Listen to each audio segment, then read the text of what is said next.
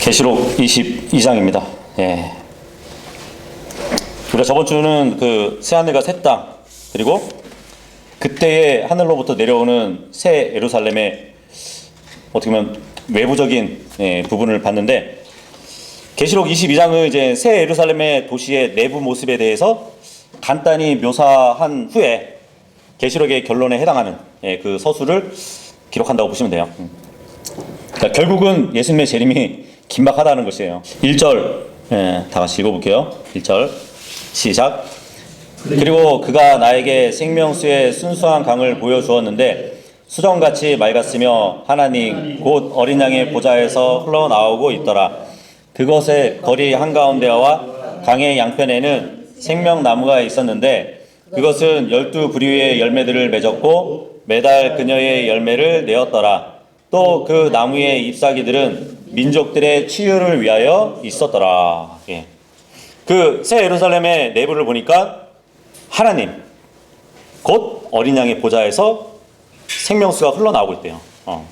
자, 어린 양 예수님은 하나님이라고 말씀해주고 있죠. 예, 그분이 이제 보좌에 딱 앉아 계시는 것이에요. 새 예루살렘 그 안에.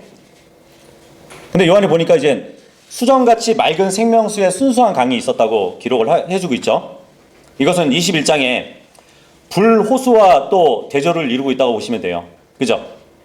그 강은 하나님 어린 양의 보좌로부터 흘러내려와가지고 거리 한가운데를 흘렀다고 합니다. 예. 시편에 보면 이제 다윗도 먼 미래를 보고 애언한 시 중에 보니까 시편 36편 8절에 이런 기록을 해주고 있거든요. 그들이 당신의 집에 기름진 것으로 넘치게 만족할 것이요 그리하여 당신께서 그들로 하여금 당신의 기쁨들의 강물을 마시게 하시리이다. 예. 기쁨의 강물을 마시게 한대요. 이는 당신께 생명의 샘이 있기 때문이니이다. 당신의 빛 가운데서 우리가 빛을 보리이다. 예, 이 말씀을 하고 있는데 생명의 샘이 하나님께 있다고 시편에 기록되어 있거든요. 그것이 바로 새 예루살렘에 들어가면 어린 양의 보좌 그 아래서 나오는 생명수를 얘기한다고 볼 수 있겠죠. 그리고 그 생명수가 중간에 흐르고 그 강 좌우편에 생명나무가 있대요. 그러면서 달마다 12종류의 다른 열매들을 맺는다고 합니다. 예.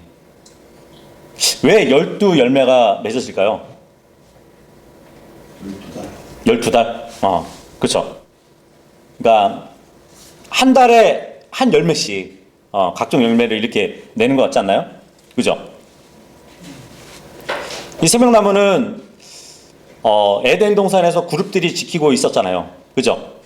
근데 그 생명나무가 결국은 새 예루살렘으로 옮겨져 가지고 크게 자라나고 있음을 보게 되는 것이거든요. 근데 여전히 12달이 있는 것이에요. 예. 그래서 그 달마다 열매를 맺는다고 보시면 됩니다. 자, 그러면 달이 있으려면은 하늘에 또 뭐가 있어야 되죠? 해와 달이 있어야죠. 그죠? 해와 달은 영원 세계에 들어가도 여전히 있어요. 근데 우리가 저번 시간에 봤을 때 해도 필요 없고 달도 필요 없다는 얘기는 새 예루살렘 도성 안에서는 필요 없다는 얘기예요. 도시 바깥에 있는 새하늘과 새 땅에서는 여전히 해와 달은 있을 겁니다. 예. 새 예루살렘 안에는 필요가 없다는 것이에요. 새 하늘과 새 땅에도 여전히 계절을 위해서 그 광명체가 필요한 것이에요. 근데 에스겔서에 보면 그 에스겔서에 어떤 기록이 있냐면 예수님이 천년왕국 통치를 하실 때 새로운 성전이 세워질 것을 기록하는 부분이 있거든요. 근데 거기에 보면은 마치 생명수 강가의 나무들처럼 보이는 그 기록들이 있어요. 에스겔서 47장 12절에 보면은 또한 그 강가에 그곳에 두 개에는 이 편과 저편에 음식을 위한 모든 나무들이 자라리니 그것들의 잎사귀들은 시들지 아니하며 그것들의 열매도 소진되지 아니하리라. 그것은 그의 달들에 따라 새 열매를 내리라. 이는 그 강들의 물들을 성소에서 내보냈기 때문이라. 그런즉 그것들의 열매는 음식이 되고 그것들의 잎사귀는 약이 되리라. 예. 이 말씀 보니까 지금 우리가 본문 계시록에 본 그 나무 열매를 말해주는 것 같지 않나요? 똑같은 강도 있고, 그죠? 그리고 그 물들이 어디서 나오냐면 성소에서 나온대잖아요. 지성소는 하나님이 좌정하신 곳이잖아요, 그죠? 자, 그런데 에스겔서 47장 12절의 말씀은 천년왕국 때의 내용이라고 보시면 돼요. 우리가 금방 읽은 계시록하고는 조금 유사성이 있지만 별개입니다. 잘 나눠서 봐야 돼요. 지금 에스겔서 나무는 복수로 되어 있어요. 그죠? 나무들로. 천년왕국 때는 새로운 성전이 딱 세워지면 그 성전의 성소에서 생수가 흘러내려올 것이에요. 그러면 그 좌우에 나무들이 있을 것인데 새 예루살렘에는 생명나무가 하나밖에 없어요. 하나밖에 없는데 그 가지가 강 양 옆으로 뻗어 내려가면서 가지들이 자라나는 것이에요. 예, 굉장히 큰 가지가 자라나겠죠. 예, 그것을 우리가 잘 나눠봐야 됩니다. 예. 좀 더 보자면 예수님이 이 땅에 재림하시게 되면은 그 발이 올리브 산 위에 서실 것이라는 말씀을 해주고 계시거든요. 올리브 산에 딱 서게 되면 올리브 산이 한가운데가 쫙 양 갈래로 갈라질 것을 성경은 말씀해 주고 있거든요. 그래서 큰 계곡이 생긴다고 기록이 되어 있어요. 그러면서 예수님이 아마겟돈 전쟁을 치르면 이교도들의 피가 그 계곡을 따라 가지고 흐르게 되는데 나중에 그 심판이 끝나고 나서 예루살렘 도시에 새 성전이 세워지잖아요. 그러면은 그 성전에서 강이 솟아날 거란 말이에요. 그래서 그 강물이 계곡을 따라서 이 올리브 산 나눠진 그 계곡을 따라서 흐르게 될 것인데 두 방향으로 또 나눠질 것이라고 성경은 말씀해 주고 있어요. 절반은 어디로 가냐면 사해로 가요. 예. 그리고 절반은 지중해로 흐를 것입니다. 예. 이렇게 이제 두 갈래로 가게 되는데 사해 알죠? 예, 이스라엘 땅에 보면은 사해는 죽은 바다잖아요. 염도도 높고 해가지고 고기들이 살지 못해요. 근데 천년왕국 때는 성전에서 나오는 그 생명수가 사해로 흘러 들어가가지고 이제 물고기들이 사는 그 바다로 변하게 될 것이거든요. 그리고 절반은 지중해로 흐르게 될 것인데 이렇게 예루살렘 성전에서 솟아나는 그 강물은 새 하늘과 새 땅에서 어린 양의 보좌에서 나오는 그 생명수하고는 다른 강이라고 보시면 됩니다. 예, 그렇지만 두 강이 이제 많은 유사성이 있다 보니까 그것을 나누지 못하고 보시는 분들이 있다는 것이에요. 우리가 저번 시간에 보았지만 천년왕국 때는 새 하늘들과 새 땅이지만 영원으로 들어가잖아요. 그러면은 새 하늘, 단수예요. 새 하늘과 새 땅이라고 말씀드렸어요. 그죠? 마찬가지로 천년왕국 때에는 달마다 몇 가지 열매를 맺는 나무들, 복수가 있는 것과 달리 새 예루살렘에는 강 양쪽에 생명나무, 나무 하나가 양쪽 가지를 뻗쳐가지고 그 새 예루살렘을 다 모든 사람들이 이렇게 열매를 먹을 수 있도록 자라나 있는 그 모양이란 말이에요. 자, 그리고 천년왕국에서는 성전에서 물들이 흐르겠지만 복수예요. 새 예루살렘에서는 물이 흐른대요. 단수로. 이렇게 차이가 있다는 것이에요. 그러니까 생명나무는 여러 그루가 아니라 한 그루지만 이 나무가 강 양쪽 옆으로 있을 정도로 큰 엄청난 크기로 있다는 것을 본문에는 말씀해 주고 있는 것입니다. 근데 이제 새 예루살렘의 생명나무의 열매는 누가 참여하느냐? 21장에 보면은 뭐라고 기록되어 있냐면 구원받은 자들의 민족들이 그곳의 빛 가운데로 걸어가리라. 그리고 땅의 왕들은 그들의 영광과 존귀를 그곳으로 가져오느니라. 그러니까 영원 세계로 들어갈지라도 여전히 민족들이 있다는 것이에요.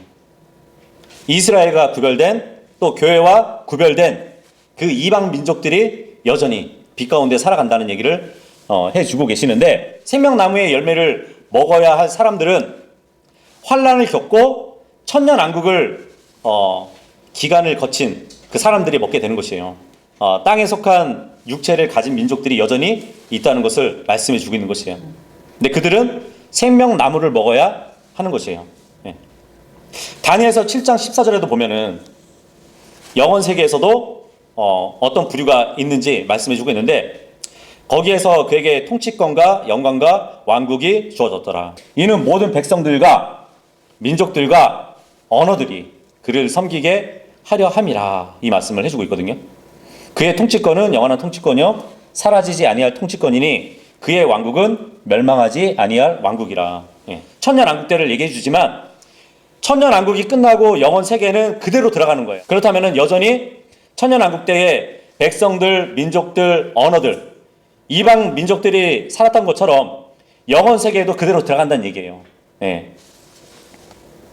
이들은 부활한 몸을 입고 있지 않잖아요. 그죠? 비록 영원 세계로 들어갈 때 첫사람 아담과 이브처럼 회복된 몸을 입겠지만 영원을 사는 몸이 아니기 때문에 생명나무의 열매로 그 생명을 연장해 가면서 살아가게 될 것이라는 것을 말씀해 주고 있어요.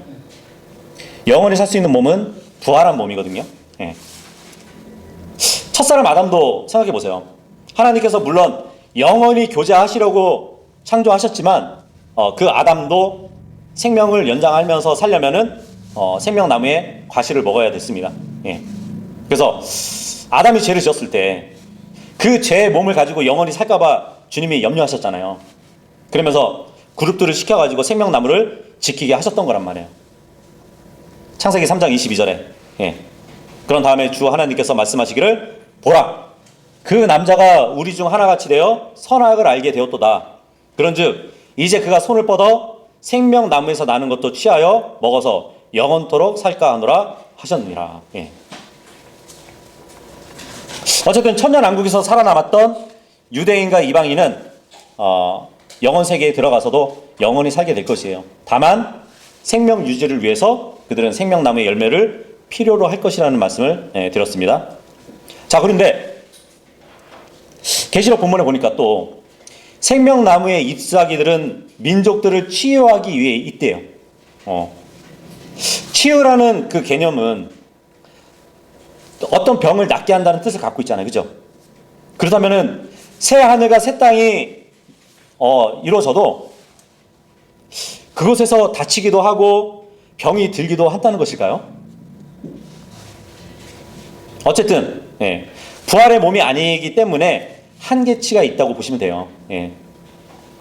그래서 하나님께서는 영원 세계에서도 여전히 믿음을 가지고 땅에 남아있는 자들이 뭐 어떤 식으로 하나님께서 보존해 주실지는 정확히 뭐 이렇게 길게 기록이 되어 있지 않지만 여전히 새하늘과 새 땅에서 살아가게 해 주실 것이라는 것을 말씀해 주고 있는 것입니다.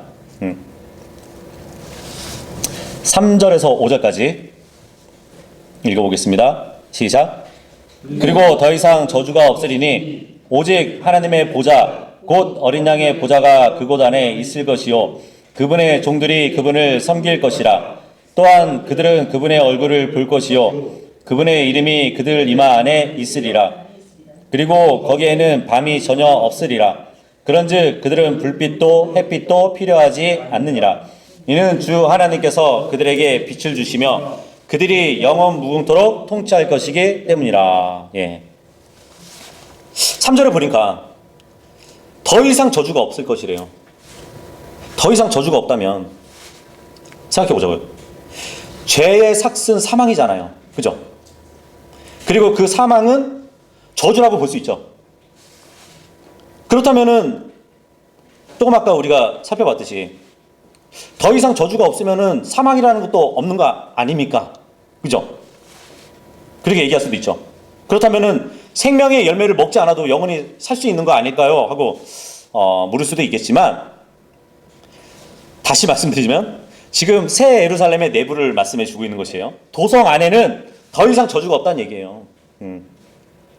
지금 새 하늘과 새 땅의 그 주변을 얘기하는 것이 아니라 지금 도성을 얘기하는 것입니다.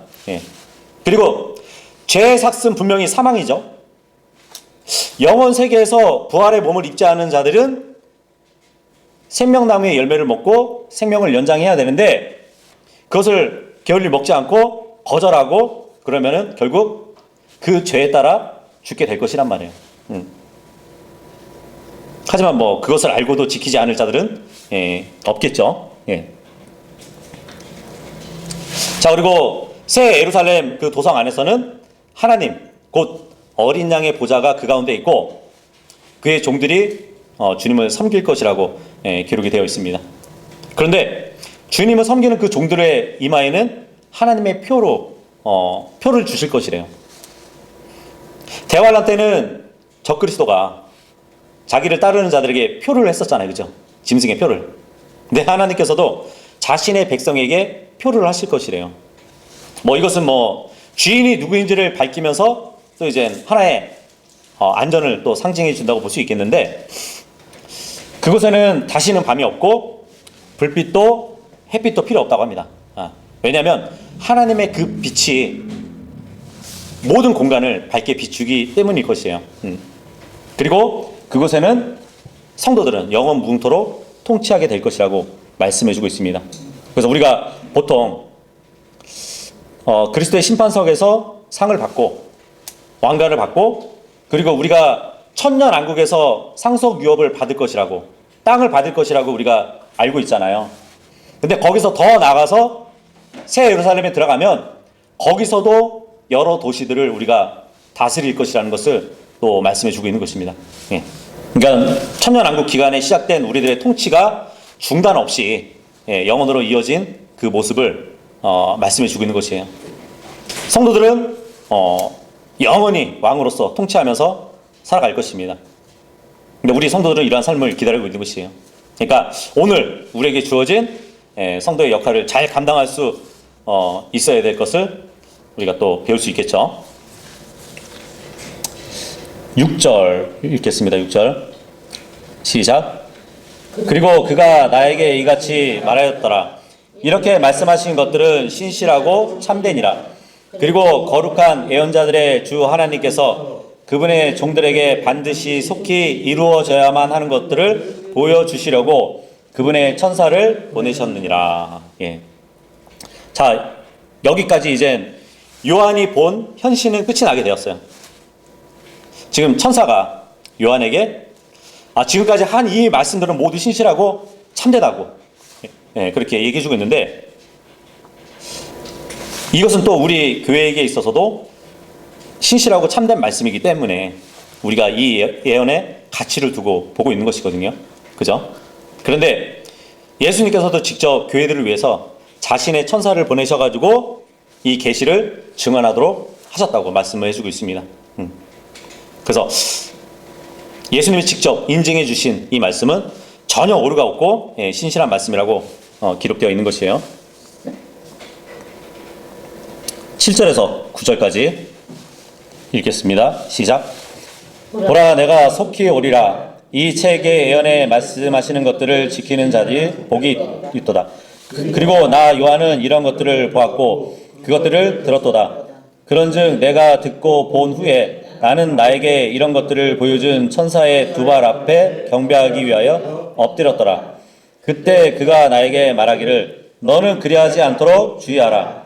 이는 내가 너의 동료 종이요 예언자들이 너의 형제들에게 속하며 이 책이 말씀하시는 것들을 지키는 자들에게 속하기 때문이니 하나님께 경배하라 하였더라.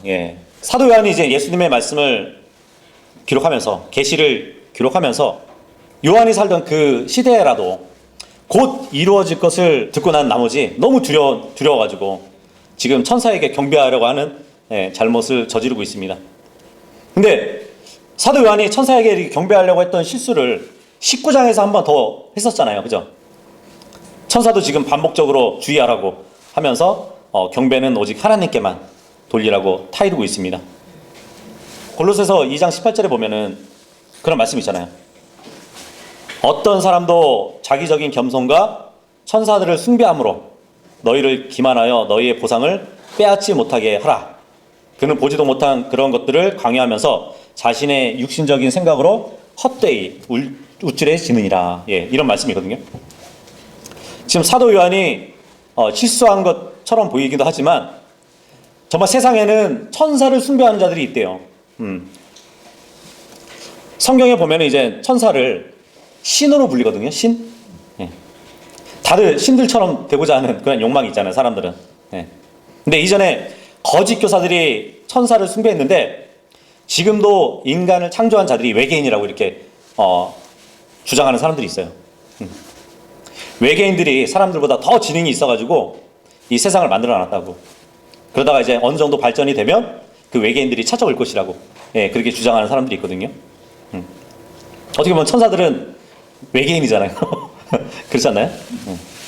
나중에 타락한 천사들이 이 땅에 내려오면, 예, 그들을 숭배하라는, 예, 거짓 대언자들이 있을 것이에요.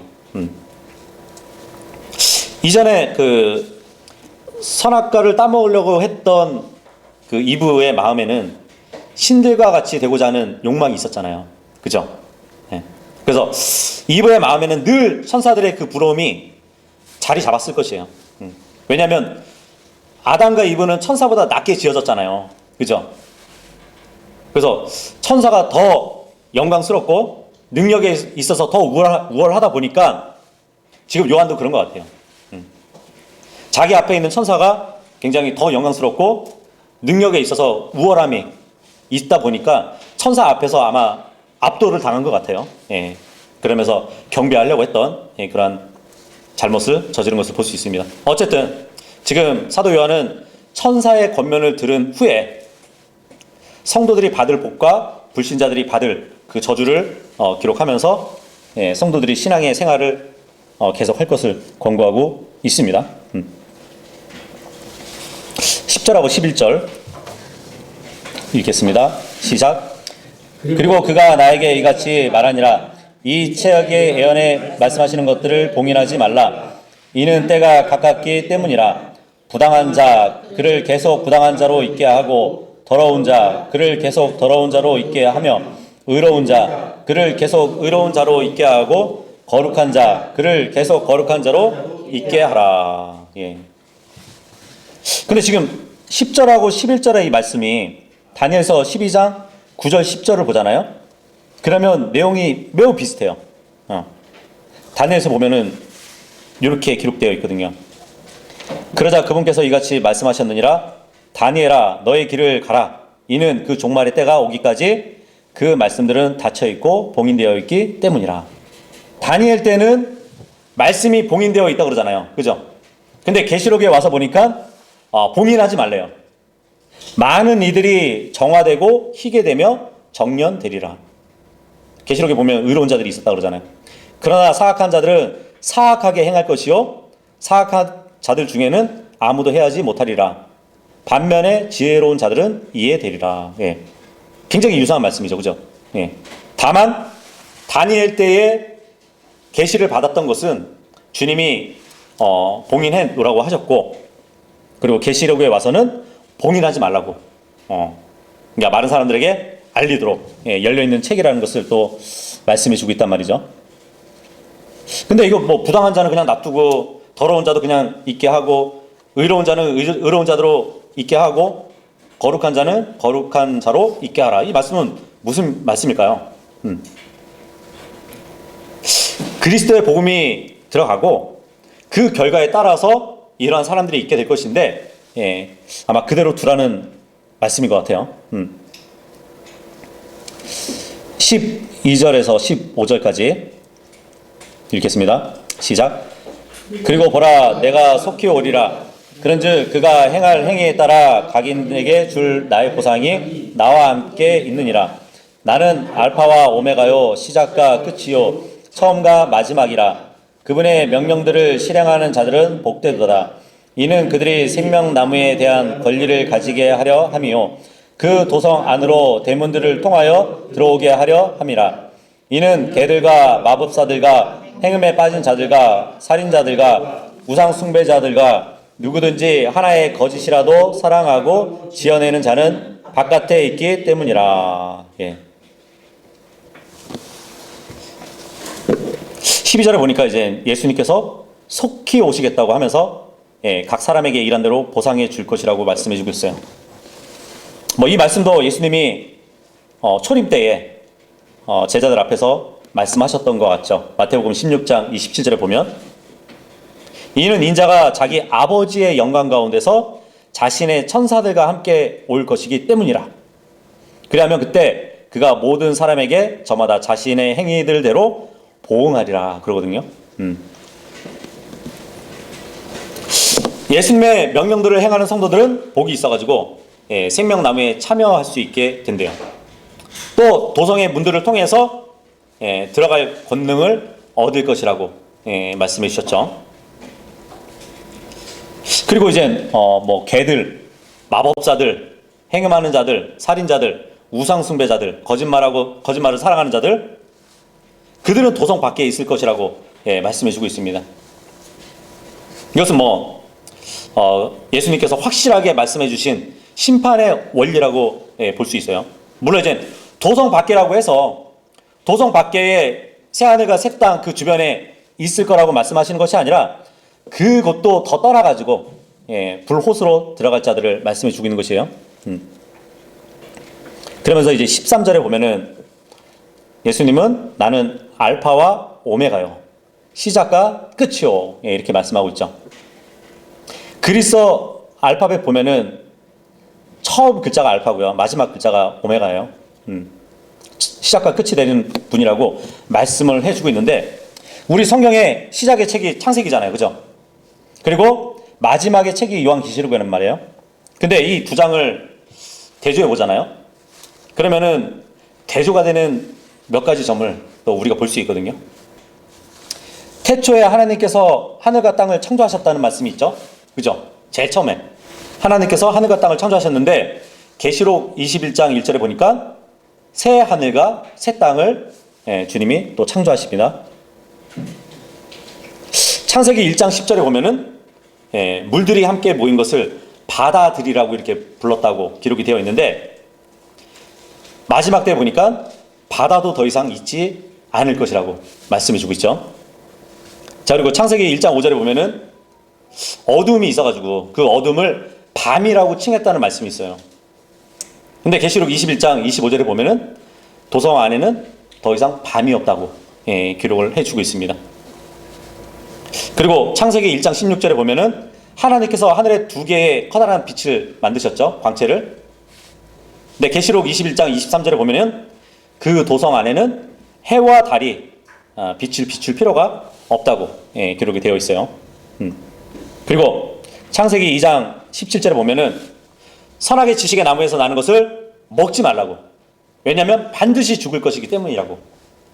근데 계시록 21장 4절에 보면 다시는 사망이 없다고 합니다. 창세기 3장 16절에 보면은 하나님이 이불을 가리켜가지고 너희 슬픔과 너희 임신은 크게 늘릴 것이라고, 슬픔 가운데서 잉태할 거라는 말씀을 해주셨는데, 계시록 21장 4절에 보면 더 이상 슬픔도 부르짖음도 없을 것이래요. 그리고 창세기 3장 17절에 보면 아담의 죄로 인해 가지고 토양은 저주를 받을 것이라고 말씀을 하셨는데, 계시록 22장 3절에 보니까 다시는 저주가 없을 것이래요. 그리고 창세기 3장 1절에 보면 하나님께서 만드신 들판의 어떤 짐승들보다 뱀이 더욱 강교했다고 기록이 되어 있는데, 계시록 20장 10절에 보니까 마귀가 불과 유황의 호수에 던져지는 일이 있었죠. 자, 그리고 창세기 3장 22절에서 24절에 보면은 동산의 동쪽에 그룹들을 시켜가지고 생명나무의 과실을 먹지 못하게 막았지만, 계시록 22장 2절에 보니까 누구나 생명나무를 취할 수 있도록 해주셨죠. 그리고 창세기 3장 24절에 보니까 아담을 에덴의 동산에서 몰아내셨어요. 하지만 계시록 22장 4절에 보면은 이제 그분의 얼굴을 사람들이 볼 것이래요. 창세기 2장 10절에 의하면 첫 인류가 살았던 곳은 4개의 강의 원천이 있는 동산이었잖아요, 그죠? 계시록 22장 1절에 보니까 인간의 영원한 집은 하나님의 강가에 살고 있는 것을 보게 됩니다. 그래서 처음 책과 마지막 책이 이렇게 또 대조를 이루고 있는 것을 보여주네요. 자, 이어서 새 예루살렘 도성 안에 대문들을 통해서 들어오지 못하는 자들을 성경은 지금 나열해 주고 있어요, 그죠? 첫 번째는 개래요, 개. 성경에서 개 하면은 구원받지 않는 자들, 그리고 거짓 사역자들을 가리키거든요. 그리고 마법사들은 들어오지 못한다고 합니다. 뭐 점을 치거나 마술을 하거나 또 약물을 사용해가지고 사람들이 사악한 영적 존재를 따르게 만드는 것. 이 약물을 사용한다는 것이 마약과 또 관계가 있어요. 물론 사탄 숭배, 또 영매 같은 것도 하는 일을 하는데 이런 자들도 도성 안에 들어올 수 없다고 합니다. 그리고 행음에 빠진 자들, 뭐 과거에 우리가 음행이라고 불리는 이런 것들이 현대 사회에서는 사랑으로 이렇게 미화되고 있어요. 그죠? 이 행음하는 자들, 그리고 살인자들이 있습니다. 사탄의 가족에 속한 자들을 얘기하겠죠. 왜냐하면 마귀는 처음부터 살인자라고 예수님이 말씀하셨잖아요. 자기 아비의 정체성을 드러내는 자들, 그러한 자들은 못 들어옵니다. 아비와 같은 운명에 처해지겠죠. 근데 이제 성경에 보면은 예수 그리스도를 거부한 자들은 모두 살인자들로 규정을 해놨어요. 정죄를 받을 것이라고. 자, 그리고 우상 숭배자들이 있습니다. 하나님께 돌려야 할 영광을 다른 사람들 아니면 물건, 다른 신들에게 돌리는 사람들, 이 사람들은 들어올 수 없어요. 그리고 하나의 거짓이라도 사랑하면서 지어내는 자도 못 들어온다고 하는데, 마귀가 거짓의 아비잖아요. 그죠? 그 거짓을 사랑하는 자들이 바로 그 마귀의 자녀임을 스스로 보이는 것이죠. 이들은 다 도성에 들어오지 못하고 도성 밖에 그 흑암에 던져져 가지고 이를 갈면서 영혼을 보내게 될 것입니다. 16절 17절 읽겠습니다. 시작. 나 예수는 교회들 안에서 너희에게 이런 것들을 증언하고자 나의 천사를 보냈노라. 나는 다윗의 뿌리이자 후예요 빛나는 새벽별이라. 그리고 성령과 신부가 말하기를 오라 하는도다. 그런즉 듣는 자로 하여금 오라 하고 말하게 하고 목마른 자로 하여금 오게 하라. 그리하여 누구든지 원하는 자는 생명수를 값없이 취하게 하라. 예수님은 인성으로 이제 다윗의 씨에서 조성되었다고 로마서 1장 3절에 말씀해 주고 있습니다. 그리고 야곱에게서 나온 한 별이래요. 민수기 24장 17절에 보면 이스라엘 국기는 별이 하나 딱 그려져 있잖아요. 그죠? 다윗의 별로 불려지는 그림이란 말이에요. 근데 이 별은 다윗의 별이 아니에요. 사도행전 7장 43절에 보면 이스라엘 백성들이 램판의 별을 따랐다는 말씀이 있거든요. 램판의 별. 과거에 이스라엘이 경배하고자 했던 것이 마귀의 형상이란 말이에요. 이 육각형 별이 또 마귀의 형상이거든요. 육각별이. 그래서 앞으로 오실 새벽별, 그 예수님과 다른 거예요. 그분의 십자가의 보혈에 참여한 모든 자들은 구원을 받게 될 것인데, 예수님도 분명히 말씀해 주신 이 구원의 복을 누리는 것에 대해서 지금 본문에 보니까 성령과 신부, 그러니까 그리스도의 신부인 교회도 지금 함께 초청하고 있는 모습을 보고 있죠. 그죠? 근데 이 말씀도 이사야서 55장 1절에 보면은 같은 말씀이 있어요. 호 목마른 자들아, 너희는 저마다 물들러 오라. 그리고 돈 없는 자도 오라. 너희는 와서 사 먹어라. 진정 돈 없이 값 없이 와서 포도주가 젖을 사라. 이 말씀이 있어요. 그러니까 주님 안에 오는 자들은 다 값 없이 자유롭게 이런 것들을 가질 수 있다는 것이에요. 여기 오라 그러죠. 오라. come 그러죠. 이 표현이 성경에 보면은 1900번 정도가 나와요. 오라. 제일 처음에 오라. 이 말씀이 어디에 나오는지 아세요? 창세기 7장 1절에 보면은 처음으로 나오는데, 구원받기 위해서 방주 안으로 들어오라고. 거기서 이제 처음 나오는데, 개역성경에는 들어가라 이렇게 돼 있죠. 주님은 초청하시는 분이시거든요.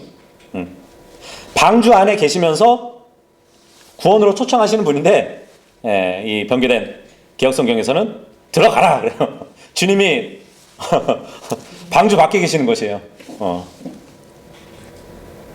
중요한 사실은 우리도 이미 구원을 역시 값없이 받은 선물로 그죠? 받은 자들이잖아요.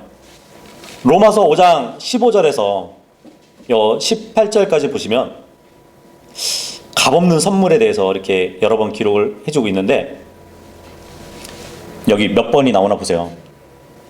그러나 그 범자와 같지 아니하나 그 값없는 선물 또한 그러하도다. 값없는 선물 한번. 그런즉 죄를 지은 한 사람으로 말미암은 것 같지는 아니하나 그 선물도 그러하도다. 이는 심판이 한 사람에 의하여 정죄에 이르렀으나 많은 이들의 범죄들로 인한 그 값없는 선물은 칭의에 이르렀기 때문이라. 두 번. 18절에 보면 그러므로 한 사람의 범죄로 말미암아 심판이 모든 사람들에게 임하여 정죄에 이른 것 같이 곧 한 사람의 의로 말미암아 값없는 선물이 모든 사람들 위에 이처럼 임하여 생명의 칭의에 이르렀느니라. 값없는 선물 3번. 즉 로마서 5장 15절에서 18절까지 보면 우리가 받은 구원에 대해서 값없는 선물이라고 3번 나오고 있거든요. 근데 이것도 개혁성경에 보면은 값없이를 3번 다 삭제해버렸어요. 값없이 받은 선물이라는 그 구원을 알지 못하게 만들어버린 거예요. 구원이 값없이 받는 선물이 아니라면 그것은 은혜에 의한 구원이 아니잖아요. 그렇죠? 그래서 각종 이단들이 가르치는 무슨 행위 구원이 될 수도 있단 말이에요. 하지만 우리의 구원은 그 어떤 행위도 없이 육신으로 오신 하나님이신 예수 그리스도를 믿고 100% 은혜로 구원받은 것이기 때문에 값없는 선물인 것이에요. 구원을 값없이 받지 못하고 값을 내고 받으려고 하는 그 사람들은 결국 그 구원을 얻을 수가 없어요. 지옥으로 떨어질 수밖에 없거든요. 하나님의 구원을 받는 데 있어서 자신의 행위를 1%라도 신뢰한다면 그것은 하나님의 은혜에 대한 구원이 될 수 없잖아요. 그죠? 18절, 19절 읽겠습니다. 시작. 이는 내가 이 책의 예언의 말씀들을 듣는 각인에게 이같이 증언하기 때문이라. 누구든지 이 말씀들에 더한다면 하나님께서 이 책 안에 기록된 재앙들을 그에게 더하시리라. 또한 누구든지 이 예언의 책의 말씀들에서 삭제한다면 하나님께서 생명책과 거룩한 도성과 이 책 안에 기록된 것에서 그의 부분을 삭제하리라. 이 계시록의 예언의 말씀은 하나님께서 친히 계시하신 책이기 때문에 이 계시록에 어떤 다른 것을 더하면 하나님이 이 책에 기록된 모든 재앙들을 그에게 더할 것이래요. 근데 우리가 살펴봤듯이 계시록에 기록된 재앙들은 다 언제 이루어지는 것이죠? 대환란 때 이루어지는 것들이잖아요. 그래서 계시록이 기록된 시점은 아직 대환란이 시작되기 전이니까 이 계시록의 내용에 더하는 자에게는 계시록에 기록된 재앙이 일어날 때, 그러니까 대환란이 시작되면 그 사람에게는 더 큰 재앙이 내려질 것이라는 것을 말씀해주는 경고의 말씀이라고 볼 수 있겠죠. 그리고 이 책의 예언의 말씀에서 제하여 버리면 하나님이 이 책에 기록된 생명책, 거룩한 도성, 또 이 책에 기록된 것들로부터 그의 부분을 삭제해 버리신다고 말씀해 주고 있어요.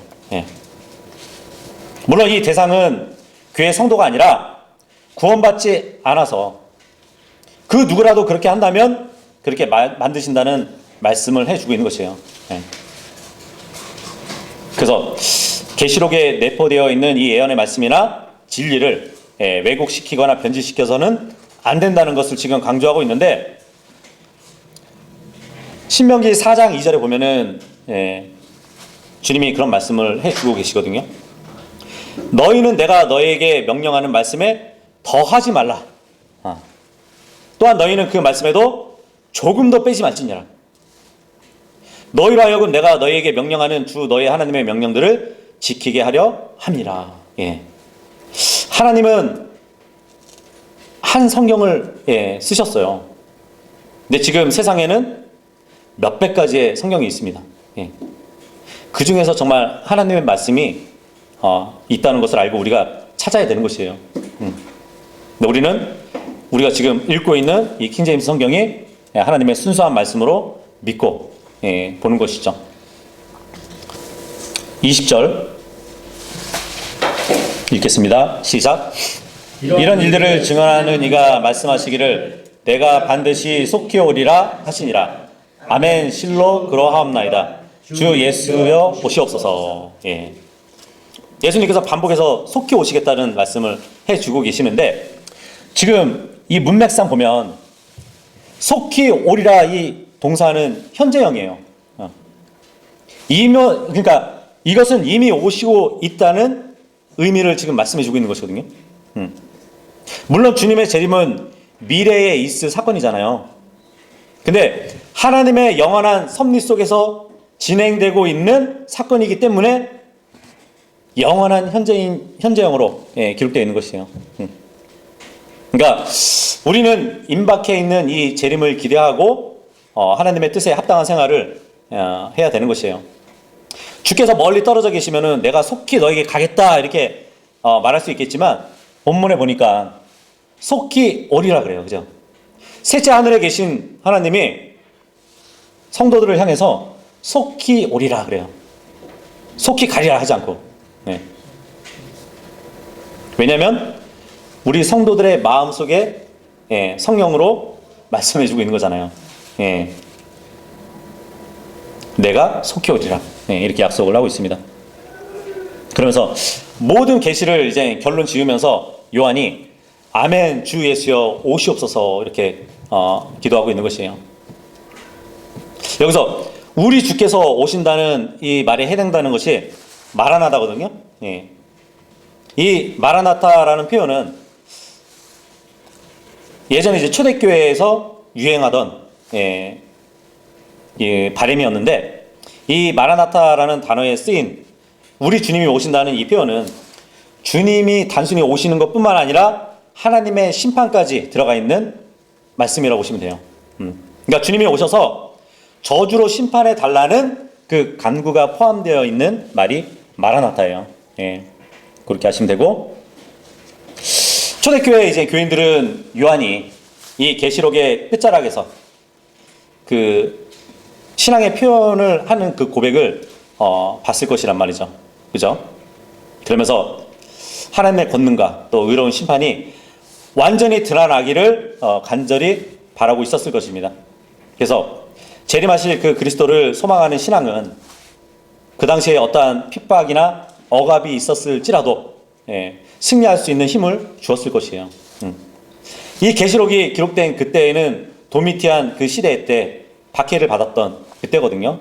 그래서 초대교회 교인들이 모진 박해 속에서도 순교하면서까지도 신앙을 지킬 수 있었던 것은 주 예수께서 오신다는 그 약속, 속히 오신다는 그 약속, 마라나타의 신앙이 있었기 때문이에요. 지금도 마찬가지죠. 그죠? 21절 읽겠습니다. 시작. 우리 주 예수 그리스도의 은혜가 너희 모두와 함께 있기를 기원하노라. 아멘. 여기 주 예수 그리스도의 은혜가 기록되어 있는데, 이 기록 당시에는 박해받는 시대라고 말씀드렸죠. 박해를 받는 그 중간에도 이 계시록을 통해서 예수 그리스도의 은혜가 임했다는 것을, 임할 것을 기대하고 있었다는 것이에요. 소망을 두고 있었다는 것이죠. 그래서 예수님의 은혜를 얻은 이 삶을 위해서는 주님께서 오시기를 기대하면서 정말 우리가 하루하루를 마지막 날인 것처럼 여기면서 이 세대를 살아가야 된다는 그 신앙 자세를 또 말씀해 주고 있는 것 같습니다. 주님께서는 분명히 곧 오실 것이에요. 그러기 위해서는 우리는 준비를 해야겠죠. 그래서 데살로니가전서 5장 23절에 보면, 그리고 화평에 바로 그 하나님께서 너희를 온전히 성별하게 구별시키기를 기원하노라.